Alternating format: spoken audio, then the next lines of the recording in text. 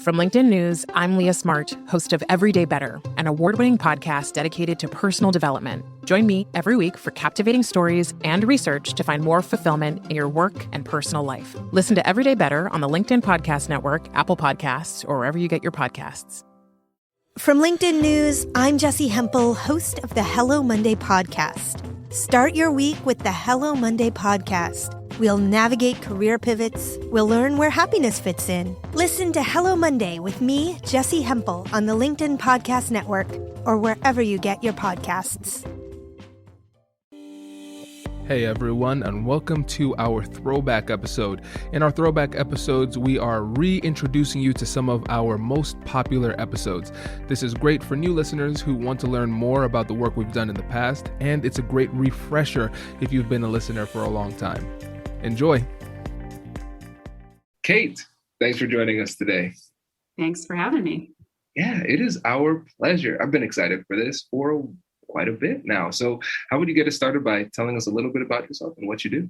So I wrote a book called The Good Boss, 9 Ways Every Manager Can Support Women at Work. And it's based on a lot of my own observations over the first couple decades of my career. So I started out in the very male-dominated field of investment banking and worked in finance and mergers and acquisitions, first at Goldman Sachs, and then moved over into the education industry and worked my way up, first doing deals and then taking on operating roles, and ultimately became a CEO at the age of 39. I became CEO of the Princeton Review and ran that, tutor.com. And now I'm currently in my CEO role at Presence Learning, which does special education teletherapy for K-12 schools. So I looked back on my own experience working my way up and then running companies. And, throughout, gender has always been a factor for me and something where I've become very attuned to the workplace environment for women and,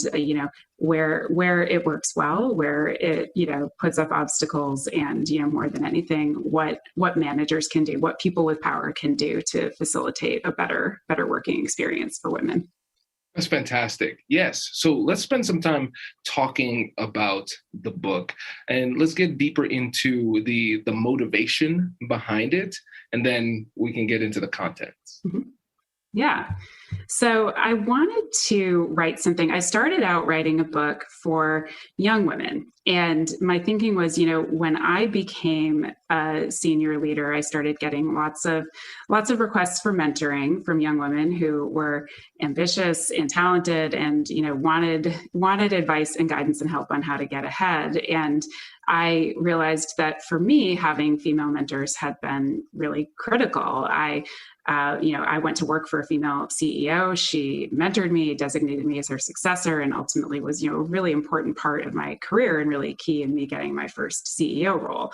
But I started thinking about the numbers out there, and only 5% of Fortune 500 CEOs are women, and only a third of all managers are women. So there really aren't enough senior women to mentor all of the young women out there. So I started out thinking, well, I'm going to write a book that, can give advice for everyone who's looking for that mentor and isn't finding them naturally in their own career. When I started doing that and started interviewing other women and asking them about their success and what had really made the difference for them, I came upon something.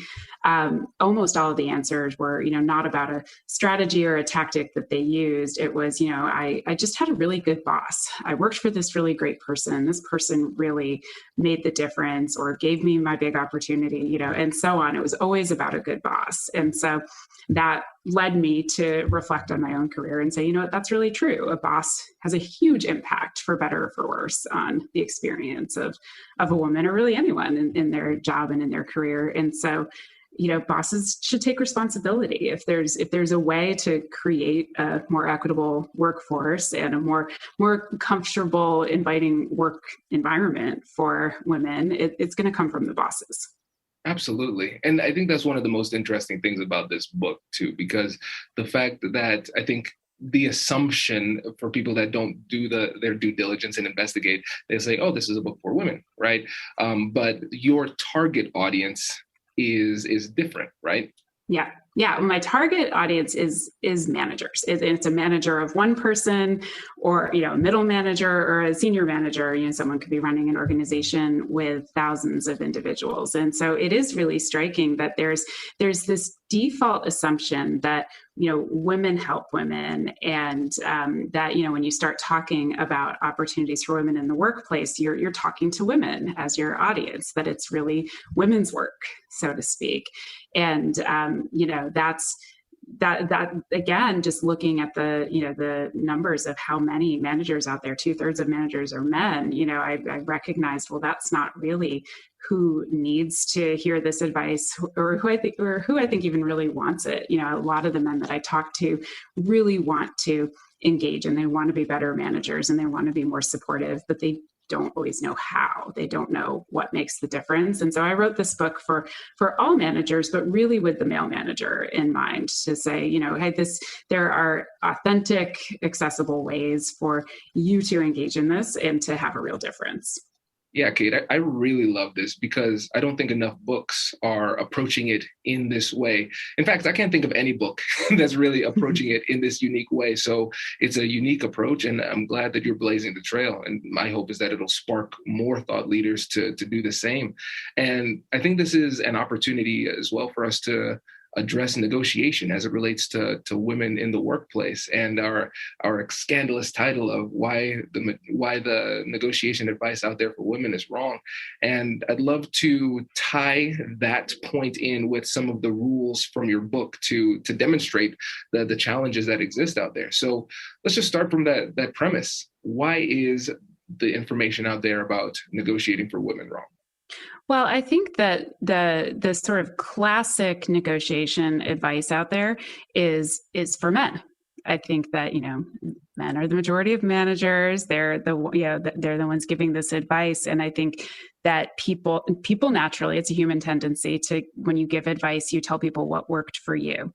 And what works for men more often than not doesn't work for women. And there's some really interesting research and data out there about the differences in what women encounter when they negotiate versus what men do. So when men negotiate salaries, they're viewed to be words like ambitious, aggressive, sort of with positive thoughts attached to that. Whereas with women, there's this organizational behavior study that found that just the introduction of a negotiation by a woman into the conversation would trigger descriptions about her niceness versus her demandingness. So, the words and associations that people attach to women just for asking or just for, introducing negotiation as a topic are different. And so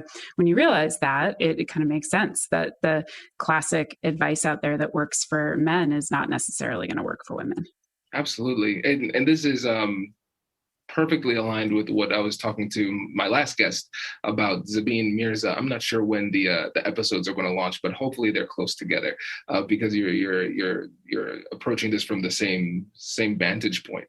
And what we've recognized is that when you think about the classic negotiation advice that you described, it's one approach. It's worked for them. That's one thing. And race and gender are very rarely addressed. Mm-hmm. Those two very critical elements of society and the way that we interact with each other in this multicultural world we're in, never addressed. And I think a lot of times it's because the people who are writing the book can't speak to that from their experience. So I think it's really important for us to say, yes, there's a lot of great negotiation content out there, but we have to filter it through the reality that it doesn't work the same way for everybody. Yep, exactly. And recognize that there's different experiences out there. So there have to be, we either have to change the way that we react to people in the negotiating context, or we need to, reduce the number of situations where people are forced to negotiate for themselves. And I talk about both of those in my book. So one of the rules in my book is don't make her ask twice. And the premise behind that is that, men are more comfortable not only asking, but asking again. If the answer is no the first time, they will come back and ask a second time or a third time, and continue to self-advocate, to advocate for what it is that they want, whether that's a raise or a promotion or resources and so on. Women are less likely to ask for things. So if you look at salary negotiation, 3 out of 10 women will ask for an increase when negotiating a salary versus slightly over half of all men. So women are less inclined to ask. And so there's a penalty if you, set up situations where, you force a woman to not only ask once, but twice. How likely is it that she's going to feel like she can keep on pushing without getting that label that she's pushy? This is such a great point. And it's something that I never thought about, but again, it makes so much sense. And when we chatted a couple of weeks ago, you told a really interesting story about how this actually manifests itself in the workplace. Can you share that with the listeners too? Yeah. So this story is from when I was far younger and earlier in my career. And I was having a lunch with a few executives from my company, including the CFO. And he shared with me a little tip. He said, what I do? I never approve any request the first time someone asks. I always make them ask twice. And, I was sort of wide-eyed and I was like, well, why? And he's like, well, then I know they really want it. So, and I was like, but what do you mean? So you just ignore the first request? And he's like, well, yeah, if they ask me in person, I tell them I'll get back to you, but I don't. I wait for them to follow up again. Or, if they send me an email, I ignore it and, see if they send it again. And that's how I know, this money is, worth considering spending because it was important enough to them to ask twice. So I took that, with me as I went on in my career. And, however many years later, I was in a situation where I wanted to advocate for a raise for myself. And I had, prepared and had all of my, ideas and rationale and talking points laid out. And, it was not easy to, initiate that conversation with my manager, but I did it. Sat down with my boss and told him I felt I deserved more money and went through the reasons. And he said, "Okay, I'll think about it. I'll work on it." And then 1 week went by, 2 weeks went by, and I thought, well, maybe I'm supposed to ask twice. So I, worked up the courage to go in again and ask him, if he had any updates or any progress. And he got kind of angry with me. He was clearly frustrated and annoyed that I was, bugging him about this. And he's like, well, you asked for, that was not insignificant what you asked for. I mean, I can't make that happen overnight. And, it was just, I left the second conversation feeling like, okay, I guess I wasn't supposed to keep asking. And I definitely didn't feel like it would have been welcome to ask again. And that was actually a trigger point for me where I just started looking for another job, and I left the company shortly after that. Hi, I'm Katherine Kanapke, and I'm the Chief Operating Officer here at the American Negotiation Institute. Did you know our company offers completely customizable negotiation workshops? The negotiation and conflict resolution skills that your team will learn from these workshops are beneficial across all professions, but they're especially useful in procurement, purchasing, sales, sourcing, and contract management. Our calendar is filling up quickly, and we even have some workshops scheduled for next year. If you think you might want one, I'd suggest reaching out soon so you don't miss out. Check out the link in the description to learn more. Also, be sure to check out our YouTube, LinkedIn, and Instagram accounts to see our daily negotiation content. Thanks for listening. Brace the rudders! Raise the sails! Raise the sails! Captain, an unidentified ship is approaching. Over. Roger. Wait, is that an enterprise sales solution? Reach sales professionals, not professional sailors. With LinkedIn ads, you can target the right people by industry, job title, and more. We'll even give you a $100 credit on your next campaign. Get started today at linkedin.com/marketer. Terms and conditions apply. Yeah, this is really interesting. There's so many layers in this story that we can explore.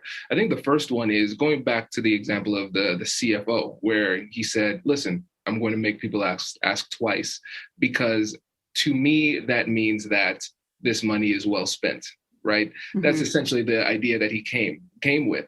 That's a hypothesis. That's an assumption, but it's not necessarily true. We haven't tested that yet. Right. Yeah. But a lot of times we're going to fill in our understanding with biases and things that we don't recognize are biases, or misinterpret the data.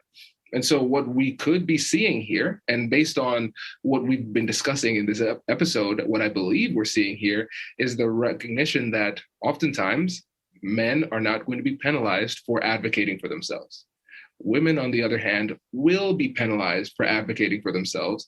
And so we're not necessarily seeing a situation where the person who gets the money is going to be a better steward with the money. What we're seeing is that the person who is going to ask the second time recognizes that there are fewer social constraints or penalties for making that second request.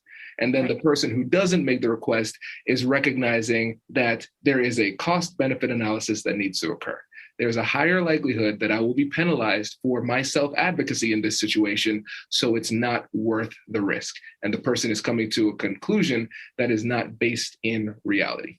Exactly, because it doesn't recognize the weight. How daunting was it to ask that question? I mean, many questions don't get asked because the person is internalized. I mean, you really, that the weight of that builds on you over years. If you've felt marginalized in the past, or if you've felt penalized in the past for advocating for yourself, you're going to be, I think, more and more hesitant every time to ask. You're going to know there's a cost to asking, whereas for others, it's easy. Asking, people say, doesn't cost anything to ask, or if you don't ask, the answer is no. I mean, some of those sayings and cliches out there, I think those are really for men. I think that, it does cost something to ask for women. Absolutely. And this is really interesting to me, because here I'm also looking at the big note that we discussed a lot of times here, where I say, do not ask what women can do about this. And I know listeners are probably saying, Kwame, ask her that question. I want to be clear to the listeners, I am intentionally not asking that question, because we had a discussion about this. And so why is it so important for us to focus on the managers and the culture that has been created in the corporate world versus addressing what women should do, using air quotes for the podcast listeners here, what women should do in these situations? It's a great question. Thank you for asking. We can't putting the burden on women to adapt. I mean, what is that advice? It's like, well, you won't be rewarded if you don't ask. You should ask. It's just telling them to do more of the thing that they know, has a cost to them in the current environment is not particularly helpful. It's got to be that person on the receiving end of the request who, as you said, is bringing their own context and their own bias in their interpretation of what's being asked for and how it's being asked for, and whether it's, worthy of consideration. It's really incumbent upon that person who's receiving these requests to, moderate themselves and to make it easier to ask, is what I say, or make it so that she doesn't have to ask. Those I think are the two paths for a responsible manager who wants to really be fair about this. You either really become self-aware about what assumptions you're imposing on her requests, or you offer before she has to ask. Those are kind of both, and both of those are great. I'm thrilled whenever anybody does one or the other of those. Absolutely. Yeah, I love this. If this metaphor doesn't work, we'll just delete it. We'll see where this goes. But I remember when I was I was watching, I was hearing some people discuss Febreze, right? The air freshener. And so actually, I remember now, it was my mom. We're watching a commercial for Febreze, and people were Febrezing everything. Hey, it smells bad in here. We're going to Febreze it. And now it smells good. And my mom, the Caribbean mother, she's like, why can't they just clean it up? Right? Like, why can you not address the origin of the problem instead of pretending like there's no problem? Let's just spray Febreze and make everybody think that things smell nice, like there's not a mess over there in the corner. And in this situation, there's a mess, right? And there's people who are positioned to clean up the mess, but all of the advice is saying, hey, by the way, here's another bottle of Febreze to try to make the situation better.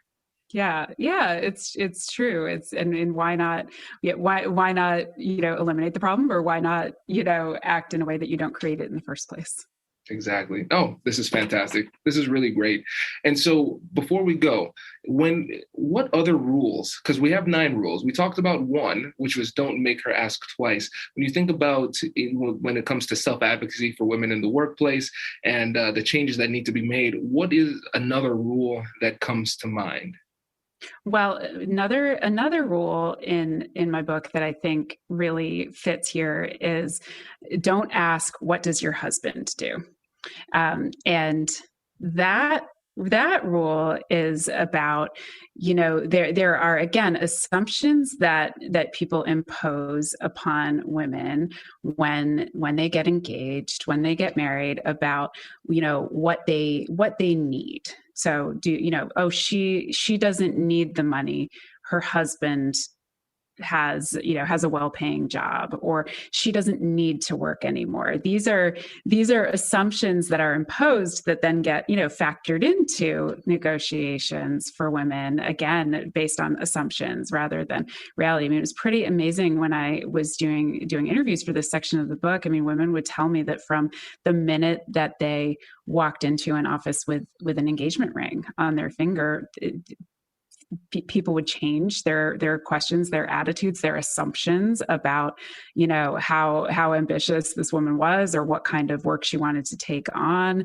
Bonuses would change. I had one woman tell me that she actually is still hiding the fact that she's gotten engaged because she thinks that she gets paid better bonuses when people think that she's, providing for herself instead of, part of a couple that has access to each other's income. So there's a lot of dynamics around that topic of, and that's one very specific example of, assuming that a woman is married, has a husband. It really applies to, whatever her family situation is and whatever life partner she has. Just, don't assume that because she's choosing, making life decisions or having milestones in her life, like engagement, marriage, children, and so on, that, any of that speaks to her ambition for herself and her work. This is great. Yeah, I'm excited about this. I am really, really happy that you provided and created such a great resource for leaders and managers out there. And so again, before you go, let the listeners know about the book, where they can get it, and again, where they can get in contact with you. So the book is called The Good Boss, 9 Ways Every Manager Can Support Women at Work. And it's available for sale at all major booksellers. And please pick up a copy wherever you like. And you can also learn more about me and about the book at kateeberlewalker.com and send a message to me there if you want to talk about anything. Fantastic. Kate, thank you so much for your time. We really appreciate it. Thank you. Congratulations! You've just joined an elite club. By listening to a full episode, you're now officially on the Negotiate Anything team. So welcome aboard. What most team members do is they subscribe to the podcast because that allows them to automatically get the latest episodes of the show. The best things in life lie on the other side of difficult conversations. Keep learning, keep practicing, and keep getting better. Your relationships will improve, your career will soar, and you'll have the confidence you need to get the most out of these crucial conversations. Again, thank you for joining the team. We're excited to have you, and I will see you in the next episode. I'll catch you later.